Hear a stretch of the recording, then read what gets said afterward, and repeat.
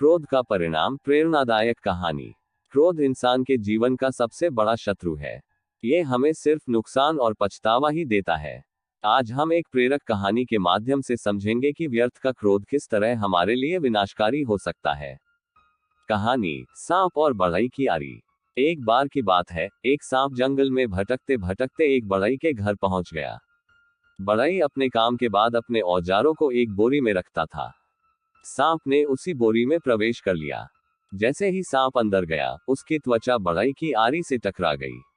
आरी के तेज धार से सांप के शरीर में घाव हो गया। घाव से दर्द होने लगा और सांप विचलित हो उठा। क्रोध से भरकर उसने सोचा कि इस आरी को सबक सिखाना चाहिए। गुस्से में आकर उसने आरी को अपने जबड़ों से पकड़ लिया और जोर से काटा। लेकिन आरी तो लोहे की थी, उससे सांप के मुंह में और गहरे घाव हो गए। दर्द और बढ़ गया, पर सांप ने गुस्सा नहीं छोड़ा। उसने अपनी पूरी ताकत लगाकर आरी को अपने शरीर से कसकर लपेट लिया। वह सोच रहा था कि इस आरी को वह पूरी तरह खत्म कर देगा, लेकिन उसकी यह कोशिश उसी के लिए विनाशकारी साबित हुई। आरी तो जस की तस रही, लेकिन सांप का पूरा शरीर जगह जगह से कट गया और अंततः उसकी मौत हो गई। कहानी से शिक्षा। इस कहानी से हमें ये सीख मिलती है कि क्रोध में लिया गया निर्णय अक्सर हमारे लिए हानिकारक होता है। सांप की तरह हम भी कई बार अपने गुस्से में खुद को ही नुकसान पहुंचा देते हैं। क्रोध के दुष्प्रभाव। 1. शारीरिक नुकसान। क्रोध से शरीर में तनाव बढ़ता है, जिससे रक्तचाप और हृदय से जुड़ी समस्याएं हो सकती हैं। 2. मानसिक शांति का अभाव। जब हम गुस्से में होते हैं तो हमारी सोचने समझने की शक्ति कम हो जाती है। इससे गलत निर्णय लेने की संभावना बढ़ जाती है। 3. रिश्तों पर बुरा असर। क्रोध में कही गई बातें अक्सर हमारे प्रियजनों को चोट पहुंचाती हैं। इससे रिश्ते कमजोर होते हैं। 4. आत्म संतुलन की हानि। गुस्से में हम अपनी मानसिक स्थिति पर नियंत्रण खो देते हैं, जिससे पछतावा और आत्मग्लानि का सामना करना पड़ता है। क्रोध को नियंत्रित करने के उपाय। 1. गहरी सांस लें।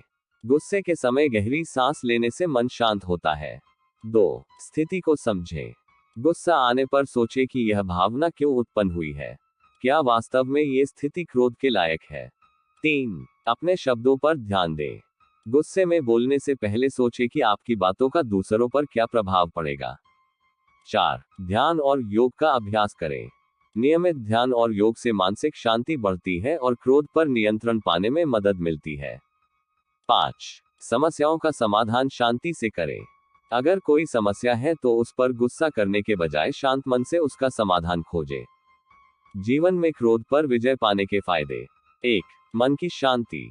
जब आप क्रोध को काबू में रखते हैं तो आपका मन शांत रहता है। 2. सकारात्मक सोच। क्रोध रहित जीवन में आप चीजों को सकारात्मक दृष्टिकोण से देख सकते हैं।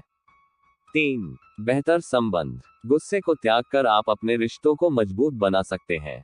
4. स्वास्थ्य में सुधार। क्रोध कम करने से आपका मानसिक और शारीरिक स्वास्थ्य बेहतर होता है।